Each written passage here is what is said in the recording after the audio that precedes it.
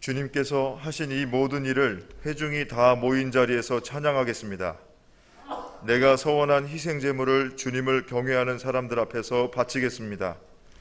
가난한 사람들도 여러분들의 마음이 늘 유쾌하길 빕니다 하면서 축배를 들고 배불리 먹을 수 있을 것이다.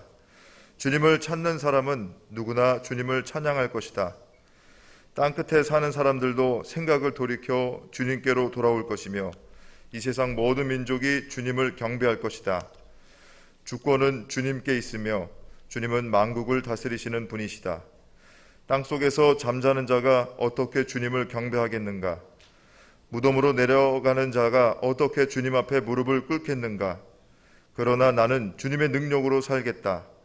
내 자손이 주님을 섬기고 후세의 자손도 주님이 누구신지 들어 알고 아직 태어나지 않은 세대도 주님께서 하실 일을 말하면서 주님께서 그의 백성을 구원하셨다 하고 선포할 것이다. 아멘.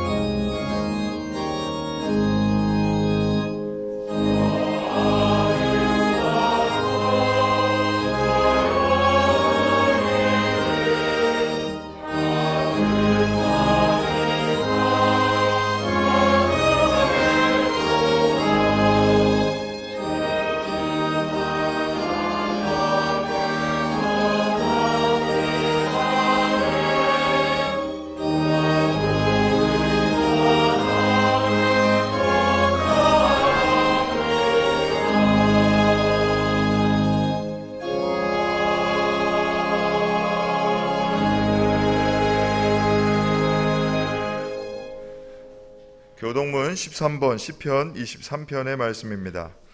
여호와는 나의 목자시니 그가 나를 푸른 풀밭에 누이시며 내 영혼을 소생시키시고 내가 사망의 음침한 골짜기로 다닐지라도 해를 두려워하지 않을 것은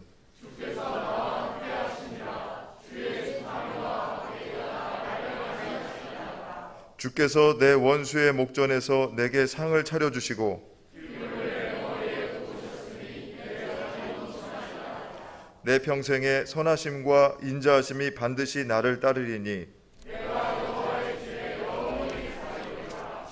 아멘. 하나님은 통회하는 마음으로 나오는 사람들을 물리치지 않으십니다. 이제 우리들의 죄를 뉘우치고 고백합시다.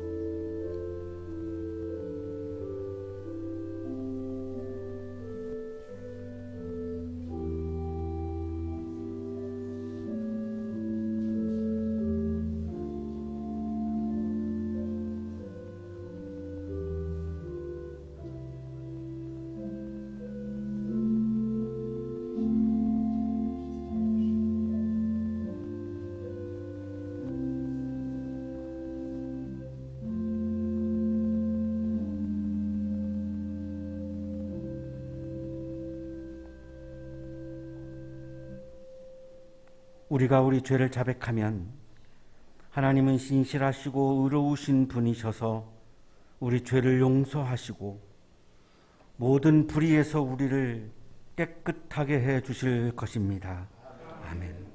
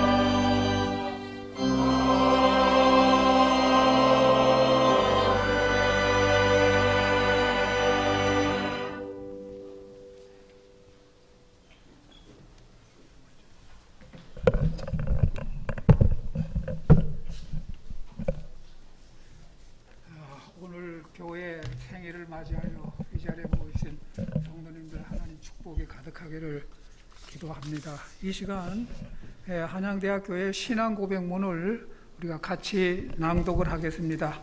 한 소절 끝날 때마다 성도님들께서는 아멘으로 화답해 주시기를 바라겠습니다. 먼저 낭독하세요. 우리는 만물의 창조자요 역사의 주관자이신 하나님을 믿는다. 아멘. 우리는 우리의 대속자가 되기 위하여 십자가에서 죽고 부활하신 예수 그리스도를 믿는다. 아멘. 우리는 오늘도 세계와 역사 속에서 활동하시며 우리의 삶을 변화시키는 성령을 믿는다. 아멘. 우리는 성경이 하나님의 말씀임을 믿고 말씀이 사람이 되신 예수가 우리 가운데 초막치고 사심을 믿는다. 아멘. 우리는 모든 사람이 하나님의 형상대로 지음을 받아 하나님의 사랑 안에서 평등함을 믿는다. 아멘. 우리는 교회가 코이노니아의 실제이며 부활의 변화 능력으로 증언하는 공동체임을 믿는다. 아멘.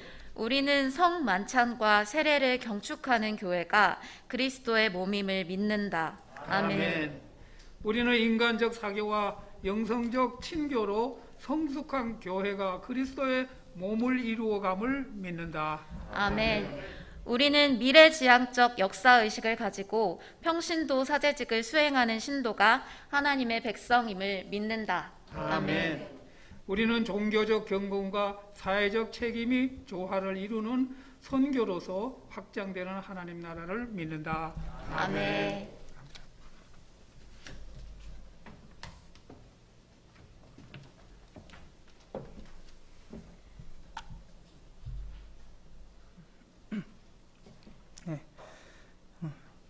기도드리시겠습니다. 죄인인 우리를 위해 생명까지 내어주심으로 사랑을 보여주신 하나님, 오늘 다 함께 모여 주님을 찬양하고 예배할 수 있게 하심에 감사합니다. 이 예배를 통해 주님을 더욱 경외하고 주님의 사랑을 기억하길 소망하오니 예배 순간순간마다 성령님 함께 하셔서 은혜의 시간 될 수 있게 도와주시옵소서. 항상 우리를 눈동자처럼 지키시고 살피시는 주님이지만 우리는 주님의 사랑을 망각하기도 하고 때로는 주님을 원망했음을 고백합니다.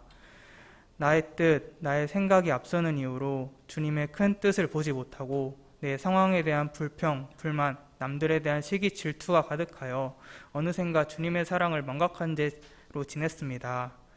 주님, 나 스스로 내 인생을 지휘할 수 있다는 오만함에서 벗어나게 하시고 여호와는 나의 목자시니 내게 부족함이 없으리로다 말한 다윗처럼 나를 바른 길로 인도하시는 주님을 더욱 신뢰하여 주님의 뜻을 깨닫게 하시고 더 나아가 주님의 사랑을 남들에게 전하는 주님의 귀한 종이 될 수 있도록 도와주소서. 오늘은 한양대학교의 창립 기념주일입니다. 주님이 보여주신 사랑을 내 이웃에게 몸소 실천하는 것, 사랑의 실천이란 권하기렴 아래 캠퍼스 복음화를 위해 한양대학교회가 세워진 지 16년이 되었습니다. 16년이란 시간 동안 캠퍼스 및 구성원의 변화, 사회의 변화 등 많은 변화가 있었고 그에 따라 한양대학교에도 여러 변화를 맞이하고 대응하였습니다. 변화를 따라 적응하는 것도 중요하겠지만 권하기념인 사랑의 실천만큼은 변화에 타협하지 않길 원합니다. 내 이웃을 내 몸과 같이 사랑하라는 주님의 말씀을 항상 기억하며 한양대학교회가 한양학원 복음화의 전초기지로서 나아갈 수 있게 하소서. 이 나라를 위해 기도합니다. 대한민국은 새로운 대통령이 취임함에 따라 여러 변화의 물결 앞에 서 있습니다. 이 과정 속에서 혼란스럽고 분열 가득한 사회를 보게 됩니다.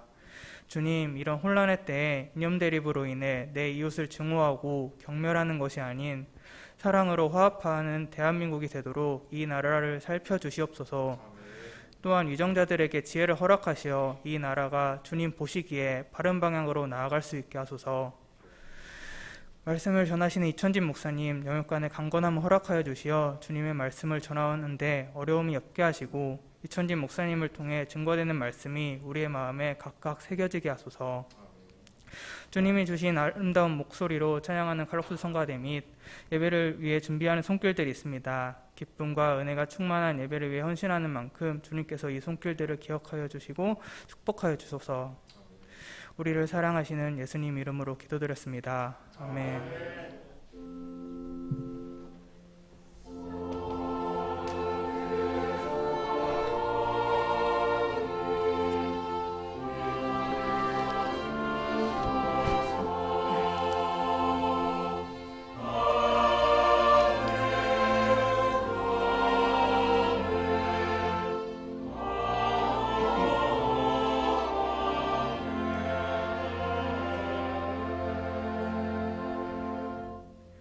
요한일서 4장 7절에서 12절 말씀입니다. 사랑하는 여러분, 서로 사랑합시다. 사랑은 하나님에게서 난 것입니다. 사랑하는 사람은 다 하나님에게서 났고 하나님을 압니다. 사랑하지 않는 사람은 하나님을 알지 못합니다. 하나님은 사랑이시기 때문입니다. 하나님의 사랑이 우리에게 이렇게 드러났으니 곧 하나님이 자기 외아들을 세상에 보내주셔서 우리로 하여금 그로 말미암아 살게 해주신 것입니다. 사랑은 이 사실에 있으니 곧 우리가 하나님을 사랑하는 것이 아니라 하나님이 우리를 사랑하셔서 자기 아들을 보내어 우리의 죄를 위하여 화목제물이 되게 하신 것입니다. 사랑하는 여러분, 하나님께서 이렇게까지 우리를 사랑하셨으니 우리도 서로 사랑해야 합니다. 지금까지 하나님을 본 사람은 없습니다. 그러나 우리가 서로 사랑하면 하나님이 우리 가운데 계시고 또 하나님의 사랑이 우리 가운데서 완성된 것입니다. 서신서의 말씀입니다.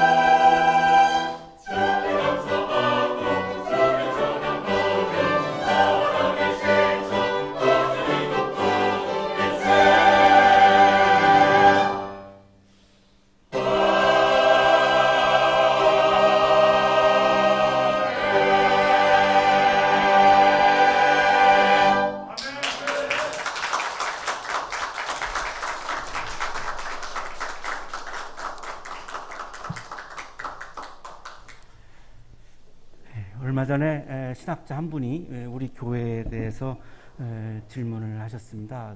말씀을 해드렸더니 한마디로 참 좋은 교회네요, 이렇게 답변을 했습니다.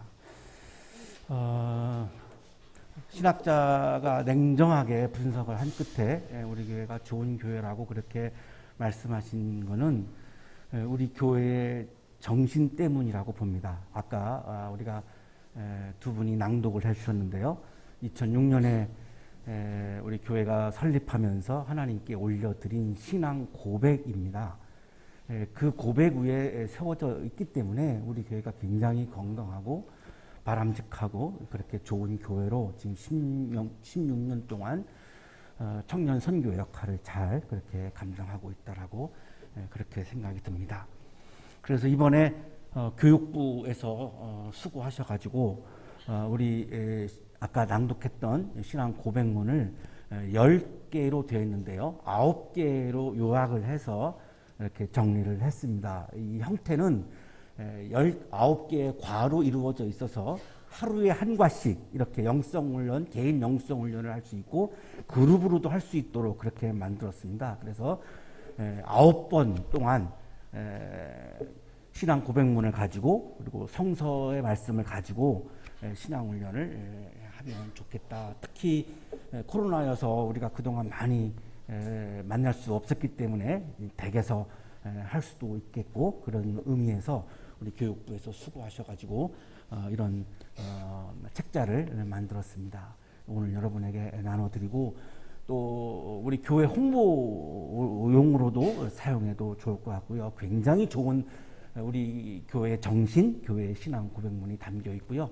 그것에 대한 성서적 근거를 다 이렇게 밝혀 놓은 그런 책자이니까 이게 다 이게 없어지면 또 재판, 3판 또 쓰고 하고요. 그리고 몇 년 후에는 좀 업그레이드, 내용도 좀 업그레이드해서 계속적으로 이게 끝난 게 아니고 계속해서 진행형으로 그렇게 생각을 하면 좋을 것 같습니다. 옆에 있는 분하고 인사하실까요? 우리 교회 좋은 교회입니다. 그래서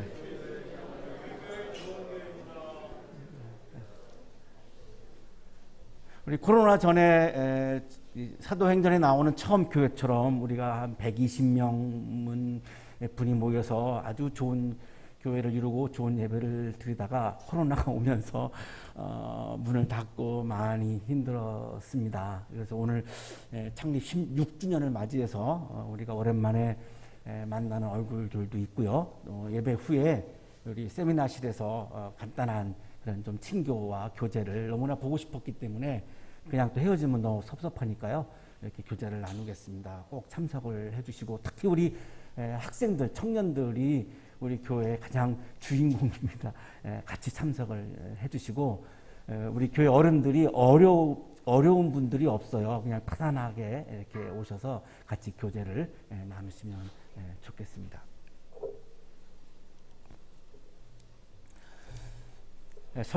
창립 주일 때마다 이 설립자님에 대한 말씀을 드리고 있는데요. 중복되는 부분도 있고 또 새로운 부분도 있고요. 또 우리 신입생 우리 학생들이 있어서 또 신입생들에게는 또 굉장히 필요하리라고 생각되어서 말씀을 좀 드리려고 합니다. 우리 학교 설립자는 백남 김연준 선생님입니다. 1914년 2월 20일 날 함경북도 명천에서 태어나셨습니다. 부친은 김병환 장로님, 모친은 김성년님인데 이 김병환 장로님은 김좌진 장군을 도와서 독립운동을 하다가 이제 독립운동이 어려워지면서 이제 명천으로 이동하셔서 거기서 무역도 하시고 이렇게 생활을 하시다가 자기 사제를 털어서 명천 교회를 이렇게 세우셨습니다. 그래서 굉장히 아주 일찍이 기독교 신앙을 받아들인 그런 가정이라고 우리가 볼 수 있습니다. 이 부분은 처음 드리는 말씀이고 요즘 제가 굉장히 주의 깊게 들여다보고 있고 좀 시간이 많이 걸릴 것 같습니다. 우리 설립자님의 신앙이 내세보다는 현세, 고백보다는 실천을 더 중요시하는 신앙의 소유자십니다. 어떻게 해서 이런 신앙을 가지게 되었을까가 이제 저에게는 굉장히 궁금한 부분이었고, 우리 기독교 신앙에는 내세를 더 중요하는 신앙이 있고 현세를 더 중요하는 신앙이 있습니다. 이게 다 어떤 게 틀렸다 맞다가 아니고 다 우리에게는 필요한 겁니다. 그 다음에 고백을 강조하는 신앙이 있고 실천을 강조하는 신앙이 있습니다. 그런데 설립자님은 내세보다는 현세, 고백보다는 실천을 강조하는 신앙의 소유자로 보입니다. 제가 직접 만나 뵙지 못해서 좀 그렇지만 여러 가지 이렇게 책을 보니까 그런 것 같은데요.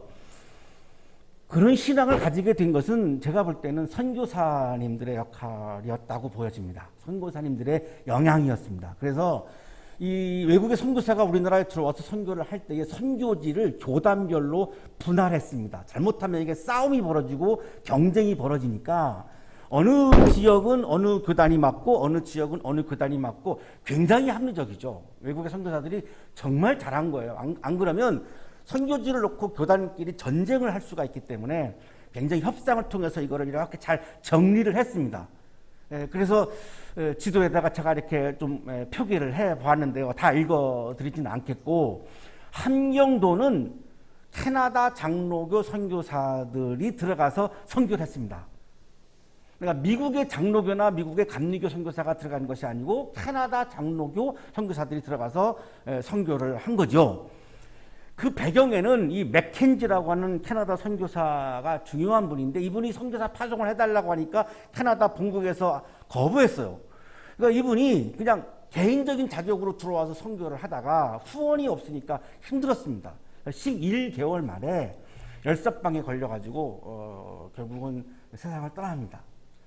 그러니까 이걸 반대했던 캐나다의 교단에서 굉장히 이게 마음이 그렇잖아요. 그래서 이분의 핏값에 의해서 이루어진 건데, 공식적으로 선교사 파송을 합니다. 선교사 파송을 하는데 캐나다 선교사들이 쭉 들어와가지고 그 중에 맥레라고 하는 선교사가 가장 중심이 되어서 함경도 선교를 합니다. 현재까지 제가 보기에는 설립자님이 직접 만났던 선교사로는 이 맥레 선교사로 보입니다. 근데 혼자 오신 게 아니라 팀을 이루어서 왔으니까 이제 다른 분들도 물론 만났을 텐데요. 이분이 가장 주도적이었기 때문에 이분이 영향을 많이 받았을 거라고 보여지고, 앞으로 더 살펴볼 필요가 있는 부분인데, 이 캐나다 장로교의 선교사들의 특징은 고백보다는 실천, 내세보다는 현세를 강조하는 선교사들이었습니다.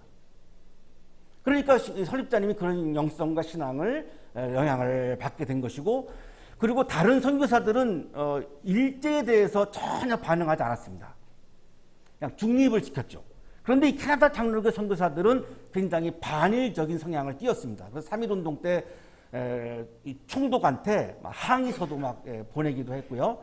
재밌는 일들도 많습니다. 이 선교사분 중에 한 분은 말을 세워놓고 선교를 하는 중에 일본 헌병이 그 말을 타고 막 돌아다니고 막 하니까 화가 나가지고 이렇게 따귀를 막 때려가지고 경찰서에 끌려가기도 하고, 굉장히 일제하고 친하지 않았던 선교사들이었습니다. 그래서 보훈처에서 국가유공자를 선정할 때에 해외 선교사가 7명이 들어가 있는데 그 중에 4명이 다 여기 함경도에서 선교했던 선교사들입니다. 그래서 이게 무관하지 않습니다. 그래서 선생님이 실천을 강조하고 현세를 강조하는 그런 믿음과 영성을 소유한 것으로 그렇게 보입니다. 8살 때, 그러니까 6살 때에 선교사들이 함경도에 이제 이렇게 본격적으로 들어간 것으로 그렇게 보이는데요. 8살 때에 바이올린을 유모레스코를 연주해가지고 선교사들을 굉장히 놀라게 했고, 선교사들로부터 이제 서양 음악을 소개받은 거죠. 그래서 음악적인 재능이 있다라고 하는 것을 이제 알게 되었고, 경성고보를 다닐 때에 이제 일본인 교사가 한국인들에 대해서 아주 모욕적인 처사를 하니까 아주 강하게 굉장히 항의를 하다가 무기정학을 당하셨습니다.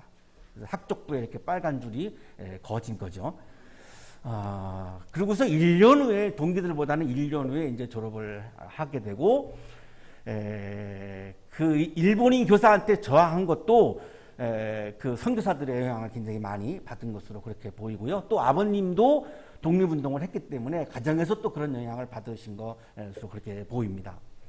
근데 음악을 너무나 좋아했기 때문에 이제 음악을 공부하고 싶은데 연희전문학교에 음대가 없었죠. 그래서 이제 문과에 들어갔고, 음악을 좋아하는데 안 할 수가 없어요. 음악이라고 하는 거는 정말 음악을 좋아하면 안 하고는 견딜 수가 없는 게 음악이죠. 그래서 현재명 교수가 지도하는 합창단에 들어가서 노래도 하고 중창단 단원으로 활동을 했는데, 그 당시에는 이 연희전문학교 중창단이 오늘날로 말하면 아이돌입니다. 아이돌. 그 젊은 세대에서 뭐 BTS 정도로 그렇게 박수를 받았던, 우리 청년들은 이해가 안 가겠지만 그 당시에는 그랬던 거죠. 연예인 문화가 전혀 없었기 때문에, 문화적인 게 발전이 없었기 때문에 이 연희전문 이 중창단이 아주 뭐 아이돌급의 그런 중창 활동을 했는데, 거기에서 이제 활동을 하셨고, 바이올린을 잘하시니까 이제 연희전문 교향악단에서 이제 바이올린도 연주하고, 안영세 선생님에게 이제 발성법을 지도받고 현재명 선생님한테 작곡법을 사사 받으시고, 그래가지고 1938년에 이제 연희전문학교를 졸업을 하면서 우리나라 최초로 바리톤 독창회를 엽니다. 그래서 지금 보시는 저 사진이 당시 조선일보에 실렸던 기사인데, 최초의 독창회이기 때문에 일간지까지도 이렇게 보도를 했던 굉장한 사건 중에 하나였습니다. 이 독창회가 끝나면 이제 미국에 가서 음악을 공부하겠다고 이렇게 계획을 세우셨는데 포기합니다. 저의 두 번째 질문이, 아까 첫 번째 질문은 왜 그런 영성을 소유하셨을까라고 하는 게 선교사하고 연결이 되었고요. 그렇게 좋아하던 미국 유학을, 이 가정이 또 이렇게 넉넉하셨습니다. 아버님이 무역을 하면서 이렇게 돈을 많이 버셔서 넉넉했고, 음악적인 재능은 뭐 천재적이었고, 왜 포기하셨을까? 그 이유는 선교사들로부터 자기가 배운 하나님의 나라가 있죠. 예수님이 말씀하신 하나님의 나라는, 일제가 우리나라를 식민 통치하는 이 나라는 하나님의 나라가 아닌 거죠. 이게 신앙적으로 용납이 안 되는 거죠. 그래서 나라가 없는 이 상황에서 내가 미국에 유학을 가는 것은 아니다. 나라를 버릴 수 없다. 그래서 이거를 그냥 아마 굉장히 마음 아팠을 겁니다. 아마 제가 보기에는. 그래서 그걸 포기하죠. 그리고 묵상을 해보니까 인문학이나 예술 분야는 우리가 일본보다 훨씬 더 그 당시에 앞서 있는데, 왜 우리가 일본의 식민지를 살까? 기술이 부족하기 때문이다. 우리는 화살을 쏘는데 일본은 총을 쏘는 상황이었으니까 기술 하나 때문에 우리가 식민지를 사는 거기 때문에 나는 이제부터 독립운동을 해야 하겠는데, 아버님도 하셨고, 총을 들고 하는 독립운동이 아니라 우리나라에 기술 교육을 해가지고 기술의 초석을 다지는 것으로 해가지고 내가 독립운동을 해야지, 내가 좋아한다고 해서 지금 음악 유학을 갈 상황은 아닌 것 같다. 그래서 눈물을 머금고 이제 포기하고, 25살에, 우리 청년들 보시면 놀랍죠? 25살에 인사동에 있는 지금 천도교 그 본무 건물입니다. 지금 사진에 보시면은 간판이 보이고 있는데요. 동아공과 학원을 설립을 합니다. 공대를 설립을 한 겁니다. 우리나라의 최초로 밀립, 사립 어떤 공대로 출발이죠. 우리나라 최초로. 그게 25살 때 세우신 겁니다. 이렇게 말씀하십니다. 선비정신만 강조하고 정의를 천하게 여긴 조선왕조 500년의 역사를 되돌아볼 때, 그리고 세국정책으로 인하여 인위적으로 근대화의 길이 차단되었던 우리의 최근세사를 생각할 때, 사실 우리는 일본의 사정과는 너무나도 대조적이었다는 점을 부인할 수 없다. 여기서 나는 구국 민족운동의 실현 방법은 교육 중에서도 바로 과학기술 교육이 되어야 한다는 구체적인 지표를 찾아내기에 이르렀던 것이다. 이 말씀을 분석을 해보면 독립운동을 내가 기술교육을 마련해 놓은 것으로 해야 되겠다라고 하는 그런 심정이 아주 잘 나타나 있죠. 그리고서 1959년 2월 26일 날 이제 종합대학교로 우리 학교가 승격을 하게 되고, 3월 21일 날 초대 총장으로 취임을 하면서 건학 이념을 사랑의 실천으로 정합니다. 이게 세 번째 질문인데요. 왜 건학 이념을 사랑의 실천으로 하셨을까? 당시 이승만 대통령이 방문해서 사랑의 실천 시호를 써가지고 우리 학교에 주시고 있는 그런 사진을 우리가 보고 있는데요. 선생님은 믿음이 있었죠. 신앙이 있었습니다. 신앙은 현실 그 너머를 보는 거죠. 아직의 세계에서 이미의 세계를 바라보는 것이 우리 기독교 신앙이고 믿음입니다. 지금은 우리가 식민지지만 이미 우리가 해방되었고 자유가 이루어졌음을 믿음의 눈으로 보신 거예요. 확신하신 거예요. 그러면 해방이 된 다음에 독립이 이루어진 다음에 그럼 그 다음에는 어떻게 할 거냐? 그 다음에 우리 모든 대한민국의 국민들이 행복하게 살아가려면 어떻게 이루어져야 되는 것이냐? 그 답은 하나님 나라였습니다. 그 하나님의 나라가 청산의 살리라에도 담겨 있고 비가에도 담겨 있습니다. 근데 그 하나님의 나라를 이루려면 그러면 구체적으로 이렇게 뜬구름 잡는 거 하면 안 되고 구체적으로 하나님의 나라를 지금 여기 이루려면 어떻게 해야 되는가? 그 방법론은 사랑의 실천이다라고 보신 거죠. 그래서 사랑의 실천이라고 하는 건화기념을 세우고 사랑의 실천자가 됩시다라고 하는 초대 총장으로서의 처음 훈시를 이제 하시게 된 겁니다. 내가 젊은 시절부터 일찍이 사랑의 실천에 대하여 깊이 생각하게 된 것은 나름대로 기독교를 보는 관점이 있었기 때문이다. 그 당시 내가 보기에는 기독교를 믿는 사람들이 기독교를 믿지 않는 사람들과 크게 다른 것이 없는 것처럼 보였다. 다만 다른 점이 있다면 예배당에 나간다는 것과 나가지 않는 것 정도뿐이었다. 그러니 내가 보기에는 똑같다는 생각을 할 수밖에 없었다. 왜냐하면 기독교인은 입으로만 사랑이라고 말할 뿐 실천하는 게 별로 없는 것처럼 보였기 때문이다. 미국의 카터 대통령과 지금 굉장히 사진을 여러 차례 찍으신 걸 보면 굉장히 교본이 두터운 것으로 보이는데요. 이 카터 대통령도 집 없는 사람들한테 집을 지어주는 이런 봉사활동을 많이 하고 사랑의 실천을 많이 하시는 분이어서 아마 그것이 굉장히 두 분을 가깝게 한 것이 아닌가 그렇게 보이는 장면입니다. 그래서 비록 기독교를 믿는 사람이라 할지라도 사랑을 행동으로 옮겨야만 참된 사랑을 실현하는 것이라고 생각하여 사랑의 실천에 관심을 가지게 되었던 것이다. 또 그 다음 질문은 그러면 사랑의 실천이 기독교의 핵심이라고 말할 수 있는가? 이 질문이죠. 사랑의 실천이 고백이 강조가 안 되고 실천에 강조를 두는 사랑의 실천이 그러면 기독교의 신앙의 핵심이라고 볼 수 있는가라고 하는 질문입니다. 그 질문에 대한 답을 오늘 우리가 성서에서 찾으려고 하는 건데요. 결론적으로 말하면 사랑의 실천이 기독교의 핵심입니다. 그런데 우리가 이걸 실천을 굉장히 그동안 간과해 왔던 거고 앞서서 이런 통찰을 가지고 우리에게 가르침으로 주셔서 굉장히 놀랍기도 하고요. 신학훈련을 안 받으신 분이 이렇게 통찰하신 것은 사실 쉽게 그렇게 보여지지는 않습니다. 이제 한 가지 살 길이 있다면 그것은 범우주적 사랑의 실천만이 있을 뿐이다.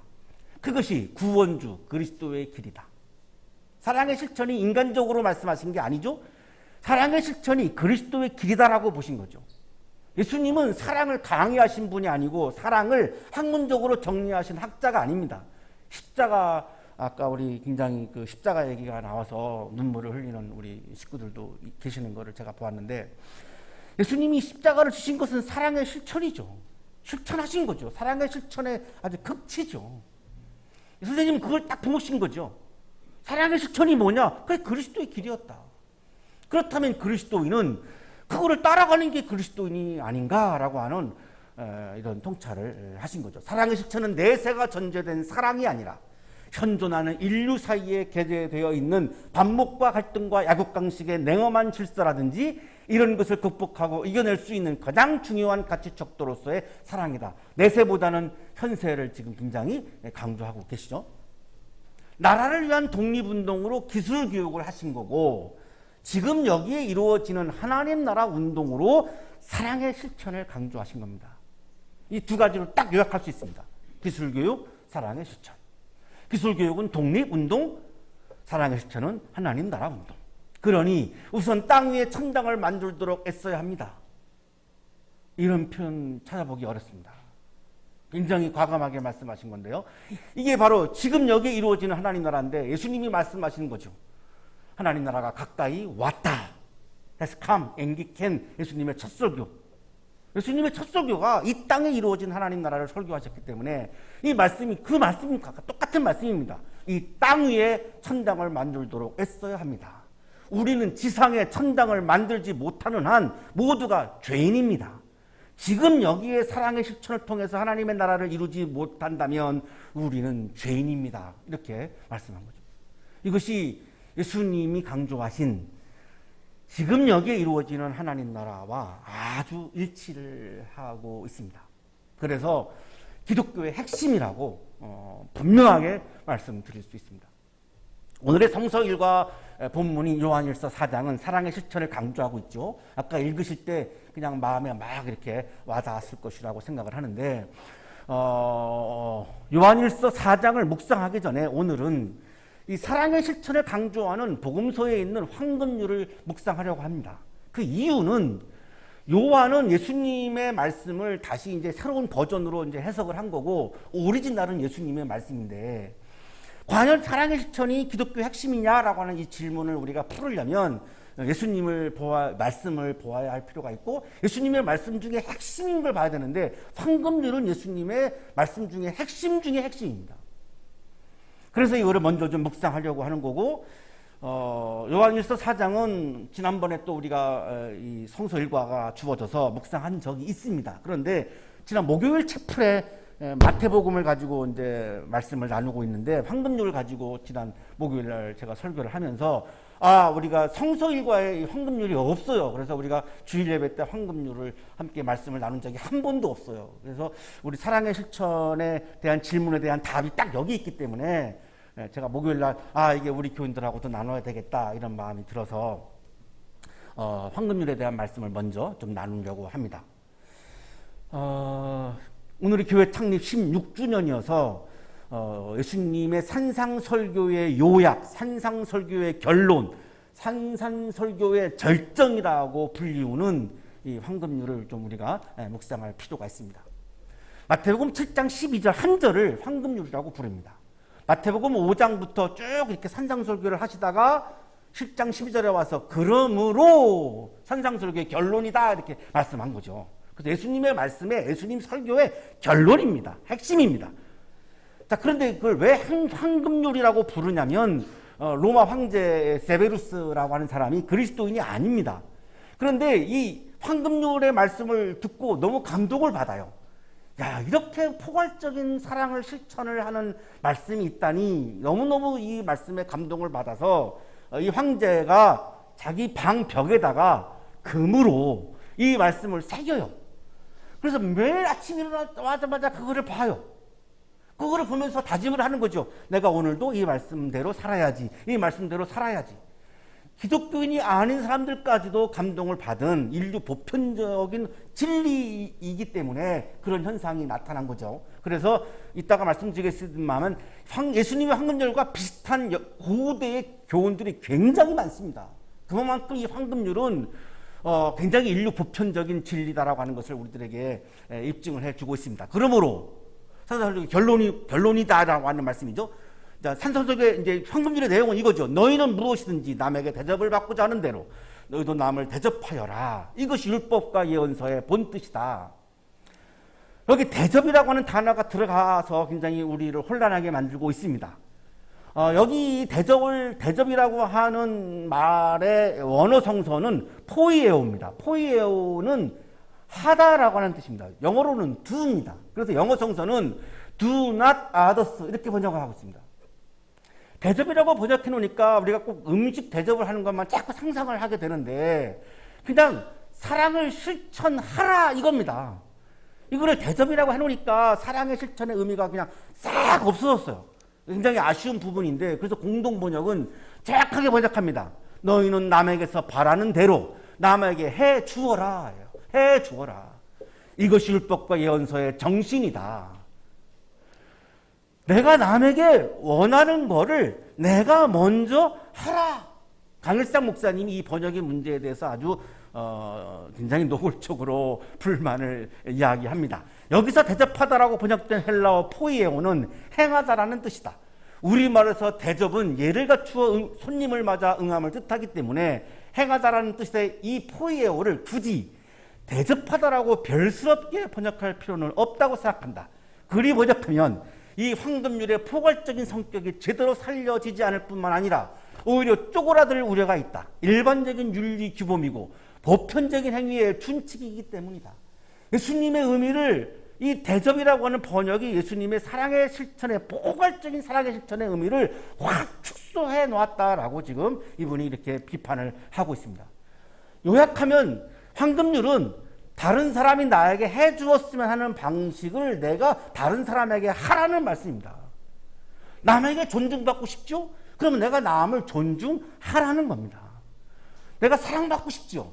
그러면 내가 먼저 사랑하라는 겁니다. 내 권리를 보장받고 싶죠? 그러면 내가 다른 사람의 고유 권한을 존중하라는 겁니다. 남의 고유 권한에 침범하지 말고 존중하라는 겁니다. 굉장히 포괄적인 거고요. 이걸 다 합치면은 사랑의 실천을 하라는 겁니다. 이게 황금률입니다. 이게 황금률의 핵심입니다. 이게 산상설교의 핵심이고 예수님 말씀의 핵심이고 그렇다면 기독교의 핵심이죠. 자꾸 실천을 얘기 안 하려고 하는 부분, 이런 움직임 때문에 이게 자꾸 이게 좀 이렇게 희석되어 버린 거죠. 내 중심이 아니고 너 중심으로 살으라는 겁니다. 그래야 하나님의 나라가 이루어지지, 내 중심으로 살면 두 개의 서로 다른 나 중심이 충돌해서 우리는 전쟁터에서 살 수밖에 없다는 겁니다. 일제의 강점기를 거치면서 선생님은 그게 너무나 와닿았던 거죠. 이런 전쟁터가 아니라, 일제와 싸우는 전쟁터가 아니라 사랑의 나라, 평화의 나라에서 살아야 할 것이 아닌가. 그게 하나님 나라인데 그것이 이루어지려면 나 중심이 아니라 너 중심으로 가야 한다는 겁니다. 이거를 한마디로 사랑의 실천이라고 딱 요약하신 거예요. 신약 구속가 도널드 해그너 교수님은 이 황금률은 하나님의 나라를 이루는 말씀이라고 이렇게 해석을 해줍니다. 이처럼 간단하면서도 심오한 계명에서 우리는 하나님의 뜻, 종말론적인 의미가 포함된 하나님의 뜻을 읽을 수 있다. 종말론적인 의미가 포함된 하나님의 뜻이라고 하는 말은 하나님의 나라를 의미하는 말입니다.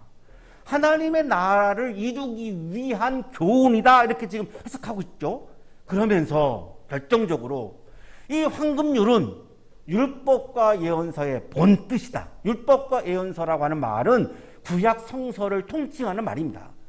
구약 성서를 한마디로 쭈그리면 황금률이라는 겁니다.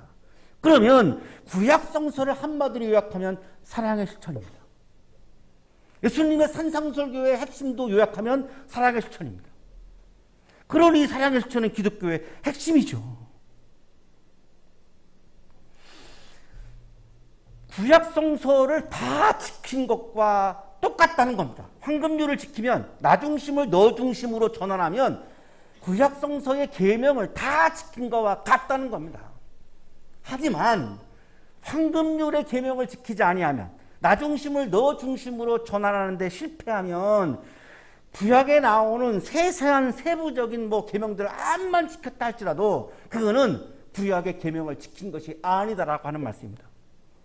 그러니 이 황금률, 사랑의 실천은 신구약을 통틀어서 핵심이 되는 겁니다.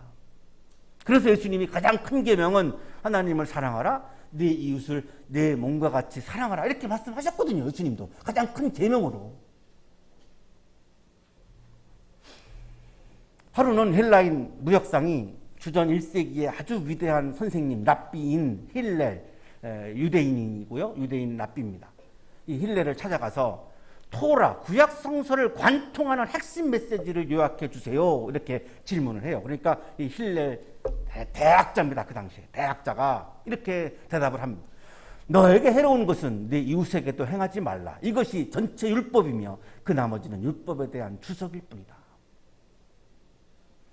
예수님의 황금률하고 아주 비슷하죠. 차이가 있다면 힐렐의 교훈은 부정적인 거죠. 하지 말라, 하지 말라. 예수님은 사랑하라. 이게 차이예요. 이 차이인데 이게 굉장한 차이예요. 내가 너를 살인하지 않는다고 해서 내가 사랑하는 건 아니에요. 살인하지 말라. 그래서 살인 안 했어. 그럼 나는 건강한 그리스도인이라 노죠. 살인 안 했다고 해서 내가 사랑한 건 아니기 때문에. 그러니까 예수님은 부정적인 형태가 아니라 긍정 형태로 말씀하시죠. 사랑하라는 거죠.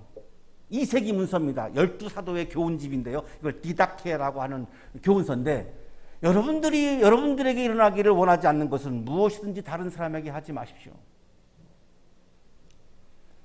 토비드라고는 외경에도 내가 싫어하는 일은 아무에게도 행하지 말아라.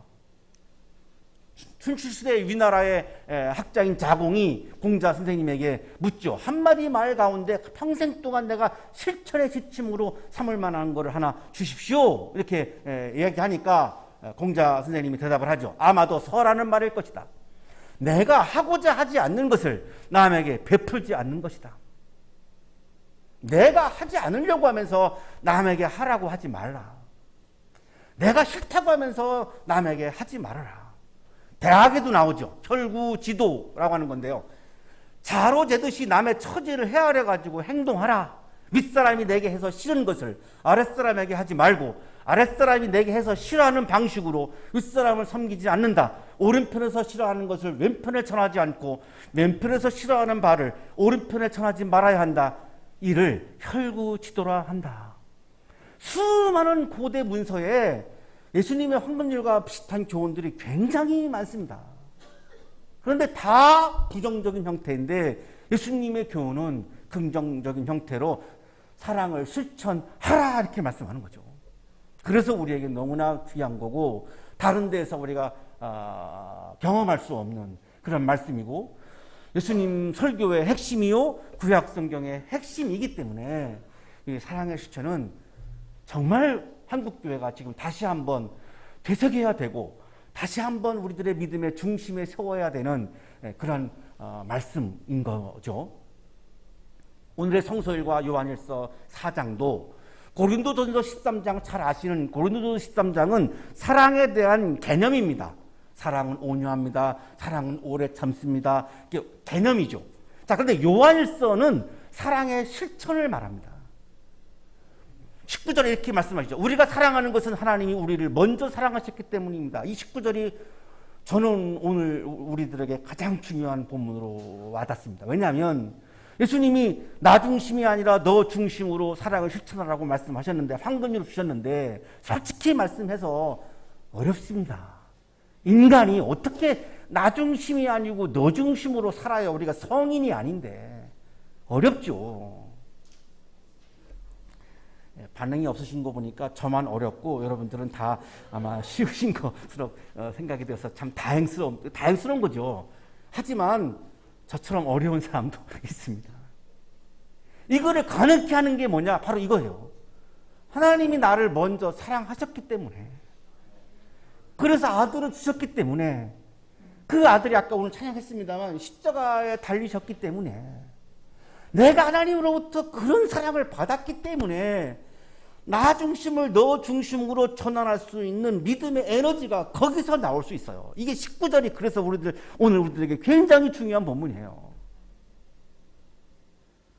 이게 얼마나 어렵습니까? 나 중심을 너 중심으로 바꾸는 게 어렵죠. 그냥 아예 나 중심을 아예 그냥 드러내놓고 강조하는 목사님들도 계시죠. 아예 그냥. 왜? 그게 다 우리가 그렇게 사니까. 하지만 예수님의 말씀은 나 중심을 너 중심으로 바꾸라는 거잖아요. 분명히. 그럼 그걸 어떻게 실천할 거냐? 하나님이 나를 먼저 사랑하셨다라고 하는 것을 깨달아야 그게 가능해진다는 거예요. 이게 안 되면 하나님이 나를 사랑하셨어? 이게 와닿지 아니하면 너 중심으로 선언하는 것은 어렵습니다. 이게 신앙 체험이에요. 대부분의 사람들이 기독교 신앙 체험을 할 때 예수님의 십자가 사건에서 신앙 체험을 많이 하죠. 옛날에 제가 청소년들을 지도할 때 생각해 보면 예수님의 이렇게 십자가를 이렇게 만들어 놓고 거기다가 이제 죄 지은 거를 써가지고 태우고 촛불을 이렇게 거기다가 올리고 이러면서 애들이 막 울어요. 근데 그런 경험을 참 많이 했어요. 그래서 예수님이 십자가 사건으로 인해서 신앙 체험을 하는 경우가 굉장히 많은데 그게 왜 그러냐면 십자가를 통해서 하나님이 나를 사랑하셨다라고 하는 거를 내가 체험하기 때문에 그래요. 이게 안 되면 그냥 머리로는 내가 너 중심으로 이해를 하지만 몸으로는 너 중심이 가능하지 않습니다.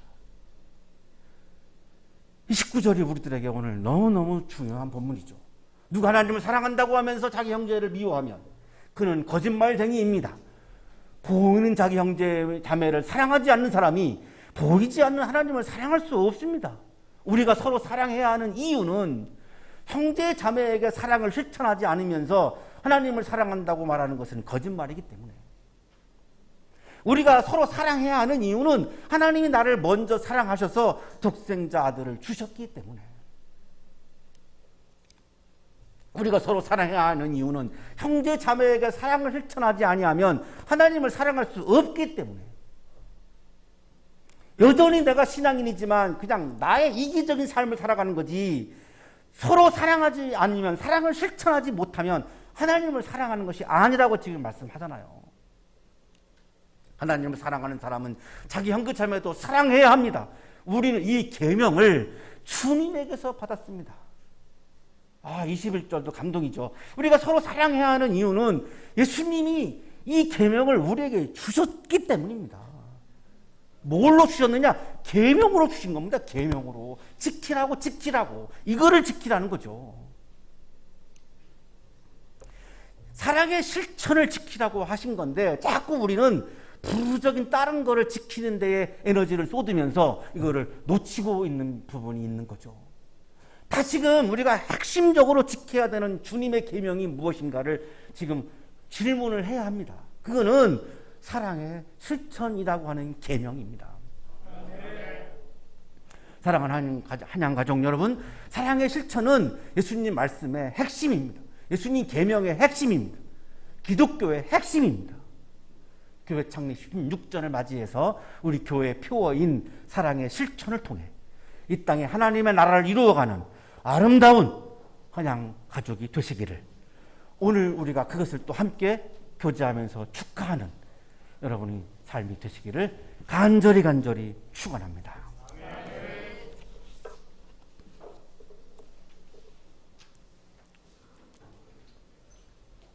거룩하신 주님, 핵심 계명으로 사랑의 실천을 주셨지만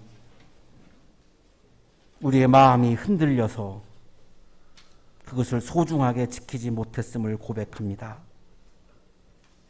오늘 다시 한번 말씀을 통하여 사랑의 실천이라는 계명을 우리의 마음에 가득 채우고 그것을 실천하는 과정에서 하나님 나라의 기쁨이 충만해지는 아름다운 신앙을 경험하는 우리 한양대학교의 가족들이 되게 해 주옵소서. 예수 그리스도 이름으로 기도하옵나이다. 아멘.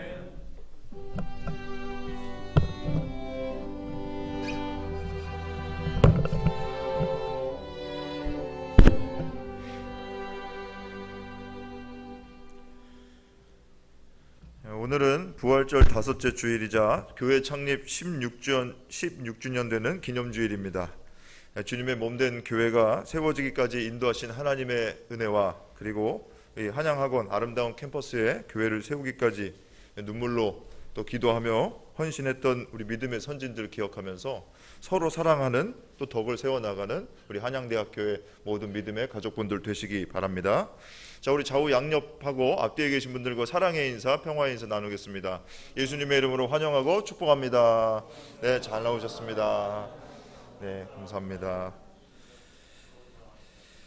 자, 다음 주일은 부활절 여섯째 주일입니다. 해당 성서일과 요한일서 5장 1절부터 6절까지의 본문으로 담임 목사님께서 세상을 이기는 사람은 누구입니까? 라는 제목의 말씀 전해 주시겠습니다. 주중에 본문을 묵상해 주시기 바랍니다.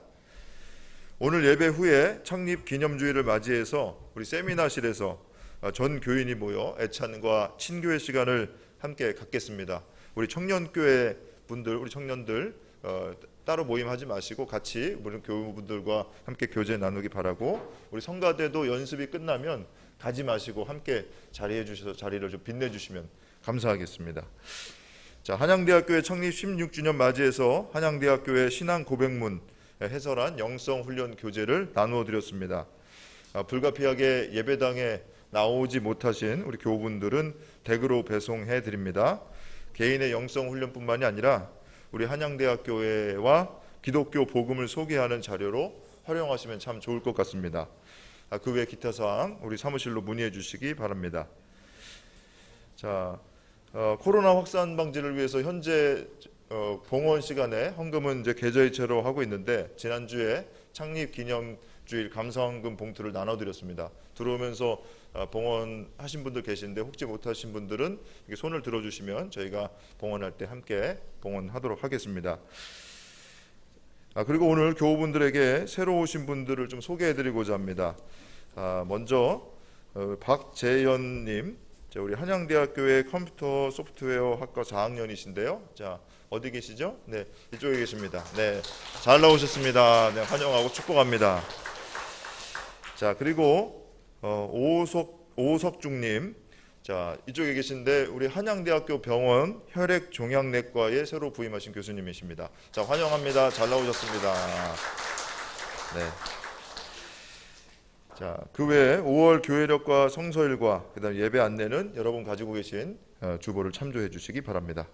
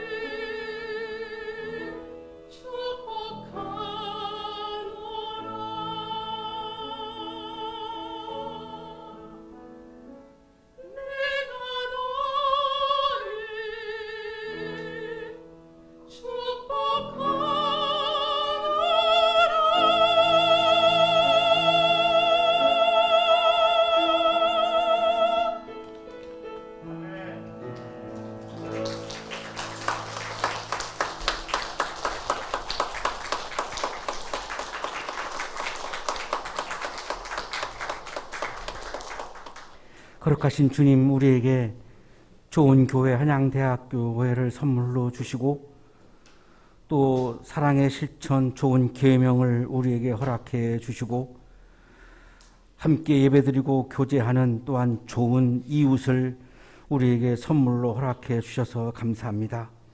함께 손 마주 잡고 이 땅에 하나님의 나라를 이루기 위해 힘차게 사랑을 실천하는 우리 한양대학교의 가족들이 되게 하여 주옵소서.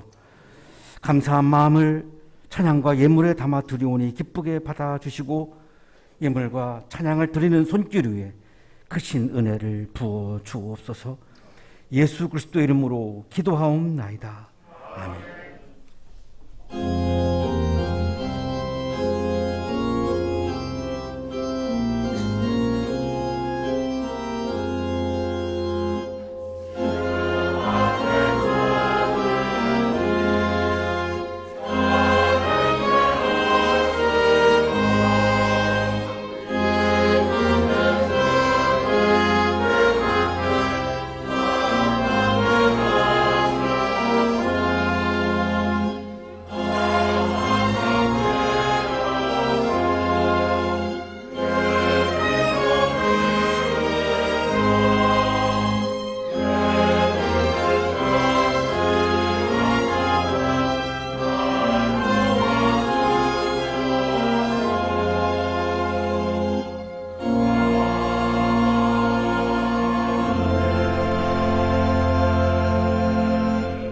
이제는 우리에게 하나밖에 없는 생명까지도 아낌없이 사랑으로 나누어 주시는 예수 그리스도의 은혜와 오늘도 우리에게 말씀을 주시는 하나님의 사랑하심과 생명의 기운을 주시는 성령의 역사하심이 창립 16주년을 맞이하여 다시 한번 우리들의 신앙 고백을 마음에 새기고 사랑의 실천의 계명을 마음에 가득가득 채우고 하나님의 나라를 이 땅에 이루기 위해 세상을 향하여 힘차게 나아가는 우리 모든 한양 가족들의 삶 속에 지금부터 영원토록 함께 하시기를 간절히 축원하옵나이다. 아멘.